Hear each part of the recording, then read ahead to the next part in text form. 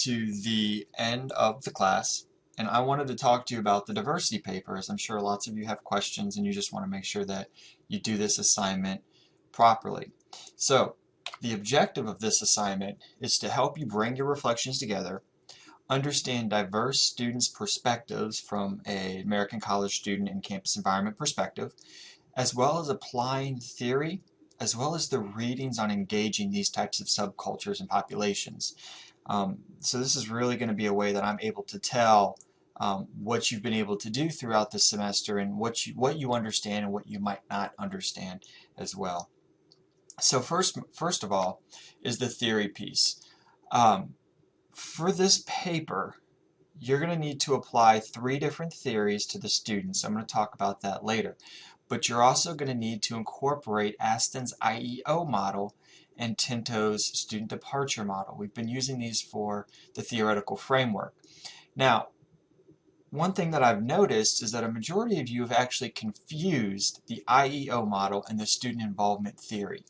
Those are 2 separate things. And you're going to want to review the student involvement theory and the IEO model to make sure you get this correct. Now, what's interesting about it is that the IEO model is not necessarily a part of the student involvement theory, but student involvement theory can be a part of the IEO model. So make sure you understand that distinct difference there when you're writing the papers.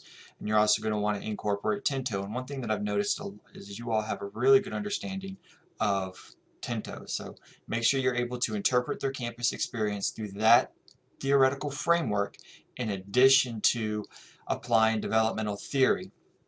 Whether you are understanding their identity, you are looking at their moral development, you're looking at their gender development, whatever the focus was of your interviews or whatever it was that they didn't say can be almost as important as something that they did say.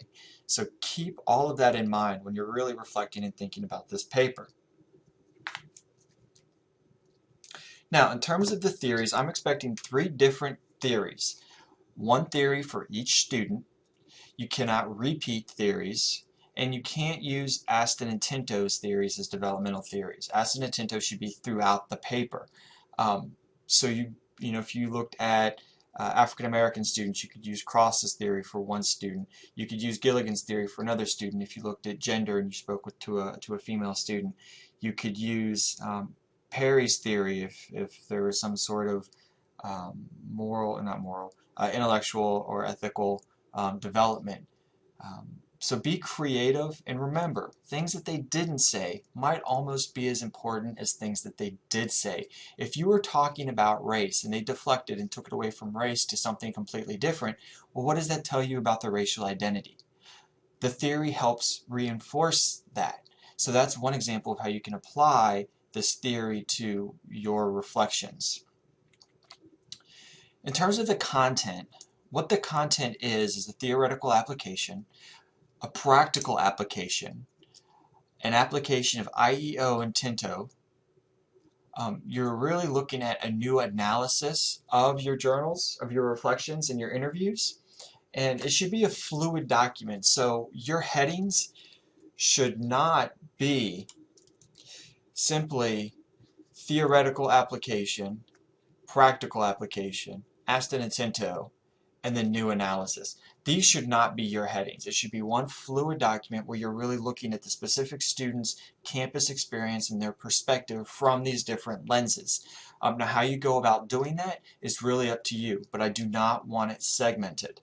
I cannot reinforce that enough. I do not want your paper segmented by headings. It is not a laundry list of repeated information. Each type of application should be new, it should be your own words, and it should not be copying and pasting of your journal reflections. You're essentially writing a whole new paper here. So make sure you really take the time to put the time and energy in the reflection into this paper, particularly more so than the journal reflections, because the journal reflections turn into being a more informal document, whereas I was hoping they'd be more formal. So make sure you are considering this when you're writing this paper. The other piece I want to talk about is academic writing.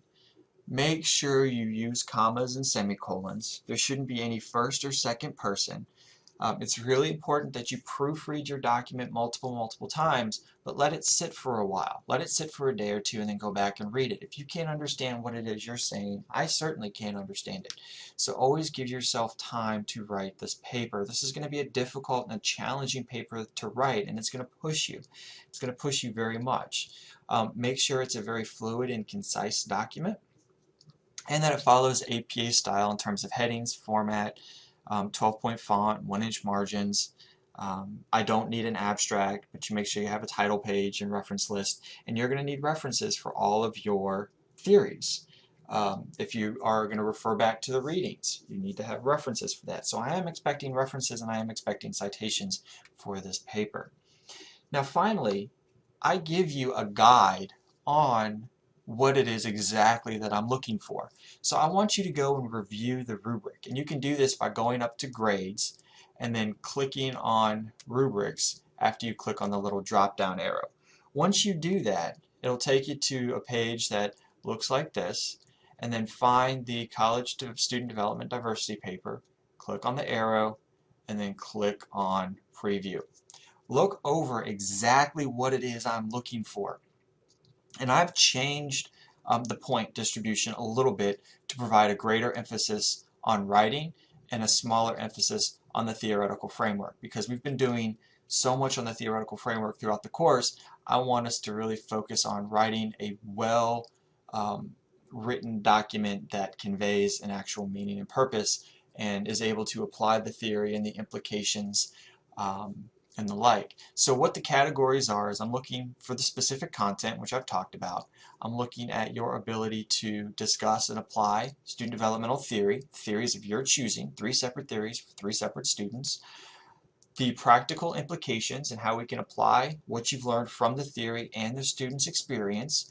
If you want to relate it specifically to that student or be more general, that's fine, but just make sure it's not surface level and it's actually meaningful.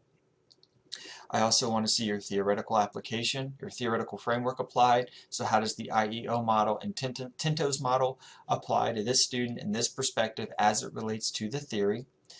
And then as I talked about writing, and then finally APA. So this is the document, this is the paper and the instructions. If you have any questions, don't hesitate to ask.